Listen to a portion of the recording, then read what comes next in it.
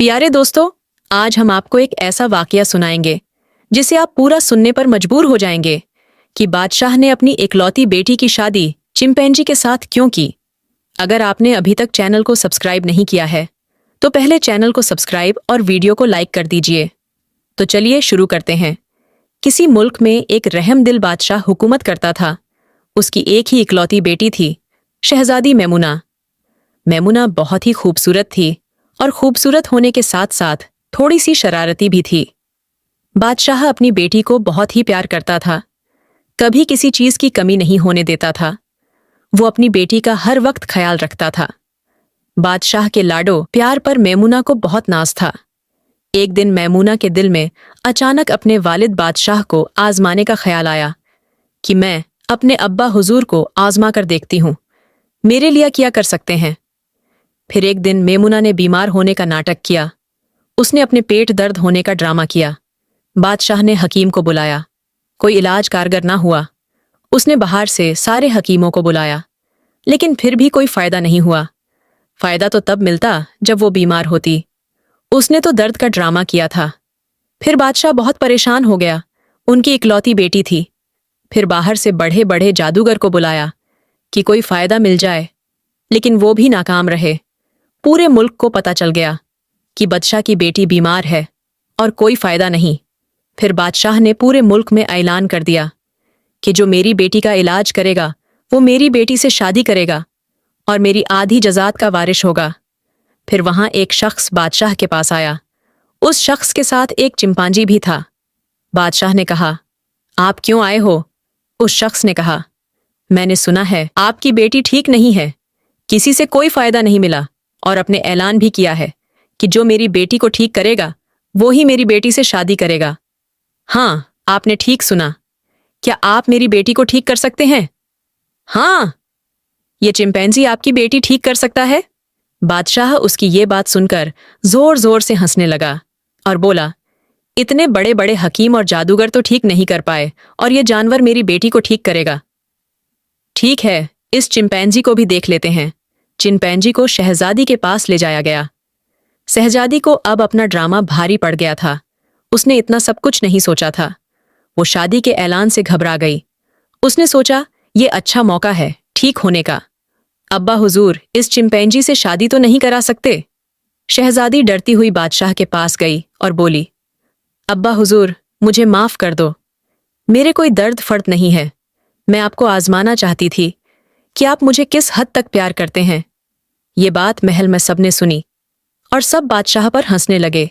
शहजादी की बात सुनकर और महल में लोगों को हंसता देखकर बादशाह को बहुत गुस्सा आया। फिर बादशाह ने गुस्से में महल में ऐलान किया कि मैं अपना वादा पूरा कर रहा हूं। मैं अपनी बेटी की शादी चिंपैंजी के साथ कर रहा हूं। शहजादी मैमुना ये बात सुनकर हक्का बक्का रह गई और बादशाह से कहने लगी, अब्बा हुजूर, आप मेरे साथ ऐसा नहीं कर सकते। बादशाह को उस वक्त बहुत गुस्सा था कि तुमने मुझे बहुत जलील किया है, तुम्हारी सजा यही है।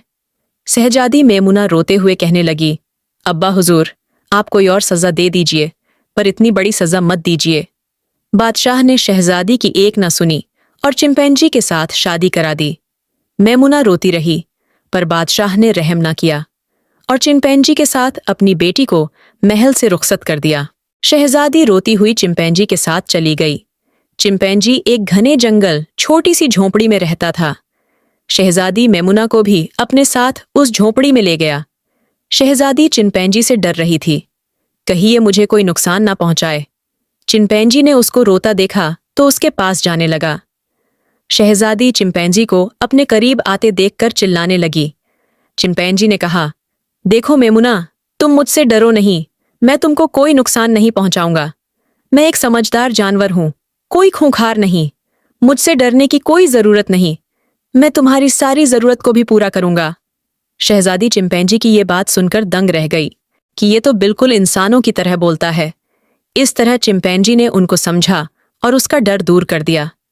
चिंपैंजी मैमुना को कहीं से ढूंढ कर खाना ले आता और कपड़े वगैरह सब जरूरी चीज लाकर देता।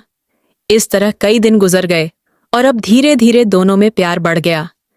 वो चिंपैंजी के साथ इंसान जैसा महसूस करने लगी और दोनों बैठकर खूब बातें करते अब शहजादी मैमुना छोटी सी झोंपड़ी में खुश थी। अब बादशाह को अपनी बेटी की फिक्र होने लगी कि मैंने अपनी बेटी के साथ ये अच्छा नहीं किया। चिंपैंजी के साथ कैसे रह रही होगी। फिर बादशाह ने अपने सिपाहियों को हुक्म दिया कि पता लगाओ मेरी बेटी कहाँ है और कैसे रह रही है। सिपाही गए और काफी ढूंढा, लेकिन कोई पता नहीं चला। फिर चलते चलते एक घने जंगल में जा पहुंचे। वहां देखा कि शहजादी चिंपैंजी के साथ एक छोटी सी झोपड़ी में रहती है।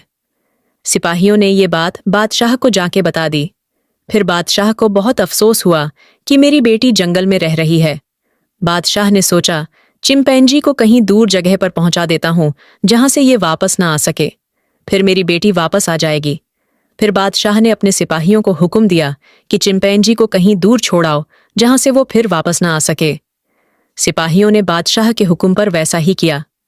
चिंपैंजी को शहजादी से छुपकर पकड़ा और कहीं दूर जगह पहुंचा दिया और बादशाह को बता दिया कि हम चिंपैंजी को छोड़ आए। फिर बादशाह ने हुक्म दिया कि मेरी बेटी मैमुना को वापस ले आओ। जब सिपाही वापस लेने गए तो शहजादी मैमुना ने साफ इनकार कर दिया कि मैं चिंपैंजी को अकेला नहीं छोड़ सकती। सिपाहियों ने कहा चिंपैंजी अब वापस नहीं आएगा, वो जंगली था, चला गया। शहजादी मैमुना ने कहा वो मेरे पास जरूर आएगा, कहीं फंस गया होगा, मुझे अकेला नहीं छोड़ता। सिपाहियों ने मैमुना को काफी यकीन दिलाया कि चिंपैंजी वापस नहीं आएगा। मैमुना ने उनकी एक न सुनी और साफ मना कर दिया, मैं चिंपैंजी को छोड़कर नहीं जा सकती। फिर सिपाहियों ने बादशाह को आकर बता दिया। शहजादी ने आने से इनकार कर दिया। फिर बादशाह ने कहा फिर जाओ और मैमुना को कहना अब्बा हुजूर ने आपको माफ कर दिया है, महल में वापस आ जाओ। सिपाही बादशाह के कहने पर फिर जंगल गए तो क्या देखते हैं, चिंपैंजी झोपड़ी में मौजूद है। चिंपैंजी को देखकर सिपाही हैरान रह गए कि ये वापस कैसे आ गया। सिपाहियों ने ये बात बादशाह को बताई। बादशाह भी सुनकर हैरान रह गया कि इतनी दूर से ये जानवर वापस कैसे आ सकता है, ऐसा कैसे हो सकता है। बादशाह ने कहा अगले दिन तुम इसको इतनी दूर छोड़कर आना कि ये कभी आ ही ना सके, और उसके मुंह पर कपड़ा लपेट लेना ताकि इसको रास्ता पता ना चले। सिपाहियों ने ऐसा ही किया। अगले दिन चिंपैंजी को झोपड़ी के बाहर से पकड़ा और मुंह पर कपड़ा लपेटा और पहले से ज्यादा दूर छोड़ दिया। फिर शहजादी को वापस लेने गए तो शहजादी ने मना कर दिया कि मैं नहीं जा सकती, अब यही मेरा घर है, मैं पूरी जिंदगी इसी झोपड़ी में गुजारूंगी अपने चिंपैंजी के साथ।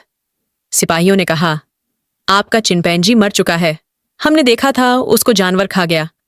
शहजादी ने हैरानी से कहा क्या, ऐसा नहीं हो सकता, तुमने पहले भी झूठ बोला था मुझसे। चिंपैंजी नहीं मर सकता, आप अब्बा हुजूर से कह दीजिएगा कि आपकी बेटी नहीं आ सकती, वह चिंपैंजी के साथ खुश है। सिपाहियों ने काफी कोशिश की लेकिन मैमुना जाने को राजी नहीं हुई। सिपाही वापस चले गए और बादशाह को मैमुना की बात बता दी। इधर मैमुना परेशान थी कि अभी तक चिंपैंजी वापस क्यों नहीं आया। काफी रात हो चुकी थी। इंतजार करते करते मैमुना की ना जाने कब आंख लग गई। जब आधी रात हुई तो वहां एक भेड़िया आया और शहजादी को उठाकर ले गया। चिंपैंजी ने उसको देख लिया कि ये तो मैमुना है। इधर सिपाही और बादशाह भी वहां पहुंच गए। बेटी को देखकर परेशान थे कि मैमुना को कैसे बचाया जाए, और इधर चिंपैंजी को देखकर हैरान थे कि ये चिंपैंजी फिर कैसे वापस आ गया। ये कोई मामूली चिंपैंजी नहीं है।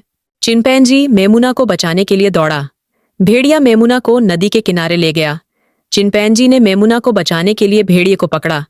जैसे ही भेड़िए को पकड़ा तो भेड़िए के मुंह से मैमुना छूट गई और चिंपैंजी और भेड़िया दोनों उस नदी में गिर गए। जैसे ही चिंपैंजी नदी में गिरा तो वो एक खूबसूरत इंसान में तब्दील हो गया। अब वो पूरा इंसान बन चुका था और भेड़िए को वहीं खत्म कर दिया। ये सब बादशाह और उसके सिपाही देख रहे थे। ये क्या माजरा है, ये तो इंसान है, फिर ये चिंपैंजी बना क्यों फिरता था। बहरहाल चिंपैंजी मैमुना के पास गया तो मैमुना बेहोश पड़ी थी, वो जख्मी हो चुकी थी। उसको चिंपैंजी जल्दी से अपनी झोपड़ी में उठाकर ले गया और हाथ पैर की मालिश की और जड़ी बूटियां का इलाज किया तो मैमुना को होश आ गया। ये सब बादशाह देख रहा था। मैमुना को होश आया तो रोते हुए बोली, अब्बा हुजूर, चिंपैंजी कहाँ है और ये कौन है। अब्बा हुजूर की आंखों में आंसू आ गए। बादशाह ने कहा, बेटा ये नौजवान ही आपका चिंपैंजी है। चिंपैंजी ने कहा, हाँ मैं ही आपका चिंपैंजी था। ये सुनकर शहजादी बहुत खुश हुई और उस नौजवान के गले लग गई। उसके खुशी के आंसू निकल रहे थे। फिर शहजादी मैमुना ने कहा कि तुमने मुझे कभी बताया क्यों नहीं, और तुम चिंपैंजी बने क्यों रहते थे? फिर उस चिंपैंजी नौजवान ने अपना वाकया सुनाया कि मैं एक बादशाह का बेटा हूं। मुझे सैर सपाटा करने का बहुत शौक था। मैं अक्सर जंगलों में शिकार के लिए सैर करने जाया करता था। एक दिन शिकार के लिए मैंने अपना तीर हिरण को मारा। हिरण तो वहां से भाग गया, लेकिन वो तीर एक छोटी सी बच्ची के बाजू में जा लगा। वो अपनी बूढ़ी अम्मा के साथ थी। बूढ़ी अम्मा ने मुझसे कहा कि इंसान हो या जानवर दिखाई नहीं देता। उनकी बद्दुआ मुझे लग गई और मैं वही जानवर बन गया, और आज तक मैं उसी बद्दुआ को भोगत रहा था। आज तुम्हारी वजह से मैं ठीक हो गया। अगर मुझे तुम नहीं मिलती तो मैं ठीक नहीं होता। अल्लाह को मुझे ठीक करना था, इसीलिए अल्लाह ने मुझे तुमसे मिलाया। मुझे जड़ी बूटियों का काफी इल्म था, इसलिए मैं आपको ठीक करने आपके महल चला गया और तुम मुझे मिल गई। इधर बादशाह को भी एहसास हो गया। बादशाह ने चिंपैंजी नौजवान से अपनी गलती के लिए माफी मांगी और कहा, मैंने सोचा था कि मेरी बेटी को महल से ही खुशी मिल सकती है, लेकिन आपने अपनी झोपड़ी में उसकी जान बचा ली और साबित कर दिया कि खुशी धन से नहीं खरीदी जा सकती। और बादशाह ने मैमुना से भी अपनी गलती के लिए माजरत की। फिर बादशाह ने अपनी बेटी को अपने महल से धूमधाम से रुखसत किया और चिंपैंजी नौजवान अपने महल ले गया। अब वो हंसी खुशी रहने लगे। 1 साल बाद अल्लाह ने उनको एक खूबसूरत बेटे से नवाजा। अब उनकी जिंदगी खुशियों से भर गई। दोस्तों, आपको ये खूबसूरत कहानी कैसी लगी? हमें जरूर बताइएगा, और ऐसी कहानी सुनने के लिए हमारे चैनल को सब्सक्राइब करके हमारे YouTube फैमिली का हिस्सा जरूर बने। मिलते हैं अगली वीडियो में। शुक्रिया।